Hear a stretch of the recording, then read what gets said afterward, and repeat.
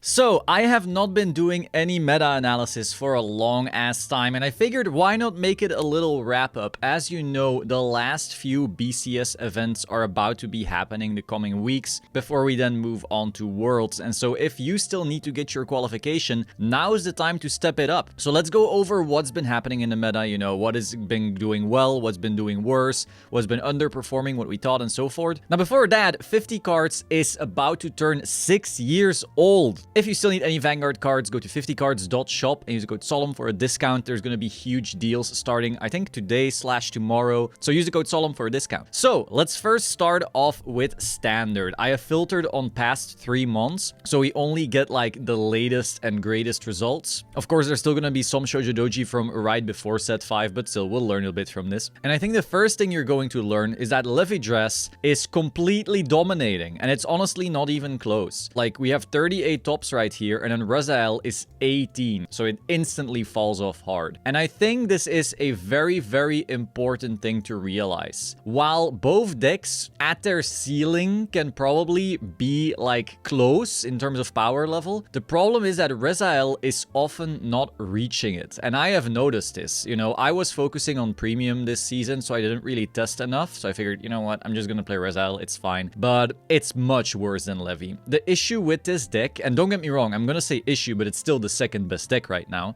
But the issue is, look at all of these grade 3s. Look at all of these orders. All of this garbage clogs up your hand in the early game. So you can literally just get ass blasted before you can even play the game. That's how I actually lost in BCS Spain with Raziel. I just went to 5 before I hit grade 3 and stuff like that. And you can mulligan all you want. Sometimes you're just gonna draw them and your hand sucks balls. But that's not all, of course, because what you also need is you need to see the Wisdom card and Tidefall by turn 2 ideally, and you need to find Shurgon by turn 3 ideally. So you need to draw these combinations of pieces, and otherwise your deck gets way, way, way weaker. Now you could say, oh, if this deck is like, has this inconsistency issue, why would I play it? Why is it good? Well, the thing is, whenever you do get these things going on, this deck is broken. So you could play a more consistent but slightly more fair deck. But when you meet a Raziel player who does have his or her day, I'm sorry, GG. Like, they open the Tidefall Wisdom combination turn 2. Tidefall finds the Shurgon. They then get the Persona right into this boy. They get this fucking card in Tide. Like, they get all of that. Nothing is as good as Raziel at that point. And it's not close either. So for that reason, we're kind of being forced into, you know, playing this. Now, you might say, oh, but then there's this other cool deck, you know, the actual first place deck here. Let me click on past 3 months again. Levy Dress. Levy Dress has less of that problem, but it still kind of has that problem. And that's another issue with the deck once again. I think both decks are actually not that consistent, because Levy Dress still needs to find its Levy Dress to push into Soul by turn 3. If you don't, your deck gets like much, much weaker. And you also need to hard draw all of your rear guards. And now you might say, oh, but you know, that's true for a lot of decks. That's true. Sadly, that's true for a lot of decks. But so if you're not seeing like proper piece combinations, this deck also gets a little wonky. And of course, you know, seeing your boy by turn 3 and ideally seeing your Persona rides as well, that is still not really up to you. So both of these decks have consistency issues, but I do think that Raziel has far, far, far, far, far, far more of them. That's why Levy Dress is completely dominating, because not only is it at its ceiling probably about as powerful as Raziel, but it's also just way more consistent. Less things need to go right. Now, after these two, we get a pretty quick fall off. It's not very clear here because, like, you would think, oh, 17 Shoujo Doji, so it's close to Raziel, but that's because there's still preset 5 results in here. I wonder if I go to past 2 months. Yeah, then it quickly starts falling off. See, Shoujo Doji then has 1 top if you click on past 2 months. So that's probably more accurate for the current meta. So you might be wondering, if these two are inconsistent, why don't I didn't just play Shiranui? And honestly, that's a question I've been asking myself. And a lot of other good players have been asking that question. I actually tweeted about this a few days ago. People were wondering, why is Shiranui getting like this revival? We've been seeing a lot of Shiranui topping lately. And the reason is literally because, yes, this deck is weaker than Raziel and Levy, but it actually almost always plays the game. You go second, you draw a billion cards because you have energy cyclers, you have your Crest, which gets you an extra draw, you have your drive check because you're going second anyway. So you have quite a few more cards being drawn before you need to see your pieces. And then, if something goes wrong, all you need to do is live another turn and your crest scaling will make your deck better again. There's this like inevitable win condition that any Stride deck has that Rezael and Levidress don't. All you gotta get is another turn. Your opponent sacks you, just another turn. Opponent gets that defensive OT or something like that. Okay, that sucks. You're probably losing because of that. But if you can get another turn, your crest scaling just keeps you in the game because of that. Now, Shiranui still needs to draw its restanders. Don't get me wrong. But worst case, you still have a solid turn. You know, you're still going to have, what, 5 attacks? 5-attack deck with crest scaling, you can be calling triggers by the end of the game. They will still be hitting big. And so for that reason, this is the 3rd place deck right now. And honestly, I've noticed a lot of good players are like, fuck Rezael, fuck Levidress. I am sick of getting sacked without my input. I'm going to go back to the homie, to Shiranui. We've seen Alex, a previous standard world champion, swap to that and I think win in Cardiff with it. Then we've seen Anthony Howe win in France, I think, with it. And we've also just seen it been topping everywhere. So this is a really cool thing that has been changing. So if you're going to a major event and you think, oh, Shiranui's on the rise, maybe you consider playing Angel Ladder again. I think Angel Ladder is like a pretty annoying shit card, but you know, if that's the trend, consider playing it, because these 3 are going to be the main decks you're going to facing. It's going to be Levy mostly. It is the best deck, you know. Then Rezael, it is a inconsistent mess, but boy, when it goes off hard. And then Shiranui, slightly less powerful, but way more in your control. I think a lot of the good players are going to be swapped. I think honestly the best players are probably going to be on a combination of Levy and Nui. And I think Rezael, you know, if you're a gambling man or a gambling woman, then maybe Rezael is still for you. But I am never touching that deck again, or they would have to power creep the living hell out of it, because I despised playing this deck in Spain. This was so random, so fragile, so blah. But it's really cool. That's the one thing it has going for it. It's really cool. Now, once you go past these 3, in my opinion, you're dealing with way worse decks. You know, we've seen Eled Glemma bat bullshit. Like, yeah, it's a grief deck, basically. Like, it can just scam you out of wins. Either player's input doesn't really matter. And then very quickly, we just get into way worse decks. I know some people are like, Odium is also... I think Odium is pretty copium. Like, honestly, day 1, I was testing over just a little bit in the set 5 meta, and Odium instantly just felt so much worse. Like, yeah, they have that one spooky turn, but if you live that, the deck is just way too fair. Yeah, and then it's a pretty quick fall off from there. So overall, I think if you're going to go to an event and you want to have the highest odds, it's Levy Shiranui. You're a gambling person, it's Rezael. And then if you're a terrorist, it's Bat. Anything else, I honestly wouldn't touch if you try to have the maximum chances. Now, of course, if you just want to have fun, you want to play your favorite deck, do whatever the hell you want. I'm just telling you what's probably going to give you the best odds. Now, for premium, let's go by past 3 months. And there we see the most tops is Shiranui, Crest Nui. And this is probably like surprising to quite a few people, because not many people actually consider this the best deck. The way I see it, we had a triangle format previously. We had Granblue and Neo Nectar as the decks that can do anything and everything and get themselves out of all the situations and so forth. Then you had Gredora, which shit all over those 2 decks. And then you had Shiranui, which shit on Gredora, but then still gets shit on by Granblue and so forth. And that triangle was really annoying. I'm actually working on a Road to Worlds video right now where I cry about that plenty. That triangle sucks. And so all 3 of those decks are like okay picks, but Shiranui seemed to be converting the best. Now, one thing I do want to put your attention on is if you look at these like rankings lately, it's been topping, sure, but a lot of these spots are not very high. Previously it was okay, but I think when people play Optimal and or they're not playing Gredora, I think this deck actually isn't that great. I know, hot take. I just think like if you're going to play a Crest deck, you might as well play a Crest deck that either can play without a Crest, like Granblue, or destroys you when they hit the Crest, like Harry. I think this one's a little too in the middle, where hitting Crest is strong, but not insane. And without Crest, your deck is not strong, but not terrible. I don't know, it's a little too in the middle for me. And I think it also gets too hard countered by certain things. But it's a great check for Gredora. And I honestly feel that's the main reason reason it's doing this well. It was just the Gredora check. So let's talk about Gredora. At the start of the season, Gredora was consistently just playing the same thing, right? It was the Dark Phase GB2, the Gredora G at a 1 or 2 off, so you can search it with your grade 3 searcher for specific matchups.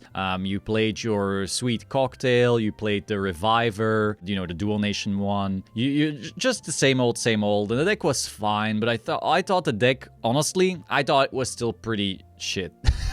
I know it was the second most topping deck, don't get me wrong, but I just felt like its bad matchups were actually really fucking terrible. I know Peter Van Allen disagrees with me, but I just thought its bad matchups were fucking awful. And its good matchups, of course, were like curb stomps, but even then, sometimes they were still losing to their like best matchups. I don't know, I didn't like the deck that much. But then came Mythiar Colony, and Mythiar Colony changed everything. So in BCS Spain right here, I got top 8 with Mythiar Colony. And the idea I actually got from Cormac. You know, the evening before, Cormac had shown me his Mythiar Colony deck, and I thought, like, the list wasn't quite there, because Cormac really likes to cook, but sometimes he stays in the kitchen very long. but it was a great idea. The core idea was insane. So then I built my own version of his idea, and then I got top 8 with that. I lost in top 8, sadly, to Dave, our previous world champion. And then I took it again to BCS Curlin, and I won that one, also on Mythcolony. Now, that was the last event where Gredora was at 4. So that was full power Mythcolony. And then they nuked it into the ground by putting Gredora to 2. But ever since then, it has still been top. So Mythcolony is like the new version of Gredora, but it also has issues. Because one thing I recall in Curlin is I went into 3rd and 4th Gredora a lot in certain matchups. Like against Geese, they last a long time. I was going through all of my Gredoras, both in Spain and Curlin actually. And also against your shit matchups, you might get into a grind. Like you can't always just, you know, antline and pray that it's enough. So that is like an issue. I really dislike that after 2nd Gredora, this deck's like oppressiveness falls off a cliff. Like you might think, oh, I can just up Tyrannus, but that's 2 CB and discards and no calls from deck, and your opponent can G-guard again, and they don't have to rewrite. Like that's a lot of N. But it's still putting up results. So we're gonna have to see how good Mythcolony keeps on going. It's still viable for sure, and it's still a really good check to like Crest Granblue, sometimes to Crest Harry, and it's like, I don't know, it's not that great. But so what I'm mostly trying to say is that there's been a clear shift. We've gone from basic Gredora with the Dark Phase GB2 to the Myth Gredora with Mythiarch, and that has been a big shift. I think that's like been the biggest shift in the premium meta, except for, of course, the Crest decks. And let's talk about that right now, because you will see the past 3 months, one deck that went from nothing to everything here is Crest Harry. So when the Stride deck sets came out, they actually didn't do shit to the standard meta. Funnily enough, it's an overdressed product, but it did more to the premium meta, because Granblue got a bit better and Harry got a whole lot better. So we can check out Zero's Harry deck right here. So Crest Harry is, in my opinion, a high roll deck. I think if you don't get your Crest, this deck is balls, just awful, near unplayable in my opinion, unless your opponent misplays a lot, which can happen, because to be fair, no one has played against Pale Moon in so long. But when they do get Crest, this deck is incredible. This deck is terrifying when they get the Crest off. So this is definitely something you should keep in mind. You know, some people are going to be playing this deck. If they don't get the Crest, they're a coughing baby, you don't really care. But if they do get the Crest, this is the atomic bomb, and you need to have a plan for when they do. Whether it's that you try to blow them up first stride, because you're gonna get at least 1 stride probably. So maybe you play a deck that, you know, is just ridiculously aggressive that first stride. It's an option. Or maybe it's that you can play a billion Honolise, which you can activate, because remember, they can remove Honolise with this thing. So you actually need to activate them, or the Honolise need to have been protected by ladder. But then if you're using your ladder to protect your Honolise, you're not using it to protect your kill turn from this thing. Or maybe your deck is a Vanguard swinging deck, then you don't really care. But overall, you need a plan. That's all I'm saying. This deck is spooky. You need a plan. It's making not a comeback. It's doing a rise, basically. And then the other flip side of that coin is Granblue. Crest Granblue is basically like Crest Harry in that when it gets its Crest, it's disgusting. It's very powerful. But on the flip side, when it doesn't get its Crest, it's not a coughing baby. It's still a really good deck. The issue, however, it's much slower. You know, Crest Harry, it instantly sets that pressure. Whereas this deck, your Bandit Rum turn is not as spooky Harry as Crest Harry's ride-up turn. And then your Obadiah turn, which you usually still have to do this boy here, is also still pretty weak. It's really only once you reach Bad Bounty or Bartholomew that your deck is truly terrifying. And so for that reason, it's less scary when they have the Crest, but also when they miss the Crest, it's not a coughing baby. So once again, you're gonna want to have some solution for this deck, because this Crest deck is one you're going to see very often. You basically need a plan for Shiranui, Night Rose, Gredora, Harry. Now, I will say, I think having a plan for Shiranui is like not that important anymore, because this deck, in my opinion, is just nowhere near as good as Night Rose and Harry. It will get absolutely stomped by them. It will also get stomped by Katrina. Oh, also very interesting here,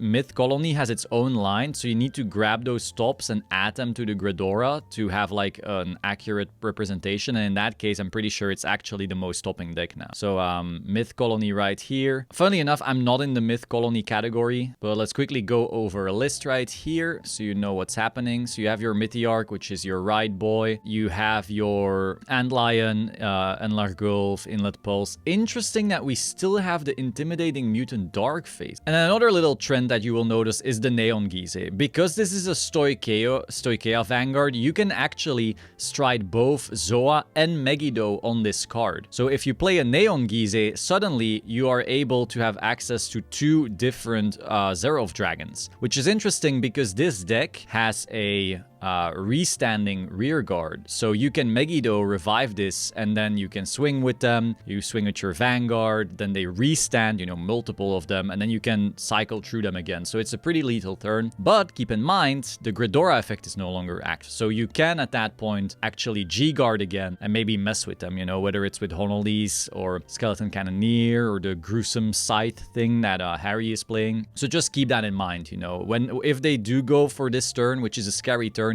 you do have access to your defensive plays again. Now, after that, okay, Katrina. Angel Gise is also interesting. I think you do need an answer to Angel Gise. While the deck is definitely worse if more people start playing the Mythiarch Gredora thing, any other matchup I think is fair game. That's not true. I think this deck still actually loses to Crest Harry very hard, and I think it loses to Crest Blue somewhat hard. So that's still something to be very mindful of. But the deck is legitimately good. Like, I think it's pretty scary. When I played Colony in Köln and Spain, I did consider like, damn, I need an answer to Gise, and you know, Gredora is a pretty damn good answer. Other answers, of course, include like Chaos. They can lock from hand on top of the Zerov dragons, and then they disappear as well. Just not allowing them to call is also an option again, up to Randos, Gredora, and so forth. But beyond that, deck is spooky, you know. If you don't have crazy multi-attack, then this deck is spooky. Again, the decks that can absolutely obliterate this though are like Crest Harry, Victor, Great Nature. Anything with a lot of attacks, poking,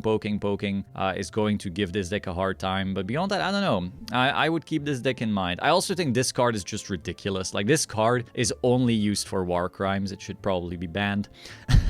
Then we get into Fenrir. Fenrir has multiple versions. You know, there's people doing like OTK type shit. There's people doing the deck out type shit. I'm personally not a huge fan of it. I might be biased because this deck crushed me at Worlds last year, but it is spooky. Watch out for time though. This deck can absolutely go to time, and you do not want to get double lost. Then Victor, you know, Flag Colony, which is another type of Gredora. Again, if you want to just look at Gredora, add up all those Gredora tops on top of each other, and you're gonna see it's actually the most stopping deck. Then we get into Eradicator, which absolutely destroys Gredora as well. Dieliner, which should usually destroy Gredora as well. Highlander, which destroys Gredora as well. Honestly, all the other decks here, Victor, Eradicator, Dieliner, Highlander, all of these decks just destroy Gredora. But of course, they also need to get past like Katrina, Harry, Night Rose, and that's a bit of a tall order. But they're all actually like viable. I think No Life King is a bit of a gambler deck. I wouldn't personally pick that, but you know, I'm sure Noto or Morgan will have some big words for me. Regalia, Raging Form, these decks are getting a little more in the sack territory. I mean, Regalia can be scary, but it's just not as powerful as some of these Crest decks. And then I think you're honestly getting into like the worst decks. Hellhard OTK though is actually spooky. I am terrified of that deck. It's too slow in my opinion into like a Crest Harry type of meta, but if you're not on Crest Harry, Hellhard OTK can be terrifying. But then we do get into the weaker decks in my opinion. So really, like, I think if you're heading getting into premium, you should be aware of these like top 15 decks. They're all viable and spooky. And you need to have plans for all of them, which is very, very hard. If anything, oddly, the meta might be too diverse because you need to be prepped for so much weird stuff. Though from a having fun angle, of course, that's cool that you will have usually different stuff to play into. But it's hard. Meanwhile, for standard, again, we go for past 2 months. Really, you're just prepping for these 3, and then you hope you don't get sacked by and you hope you don't get sacked by Varga. But honestly, it's these 3. So I hope that was interesting. Be sure to like, comment, subscribe. Again, if you need Vanguard cards, go to 50cards.shop. Use the code Solemn. There's going to be the big sales event, and I will see you soon. Ciao.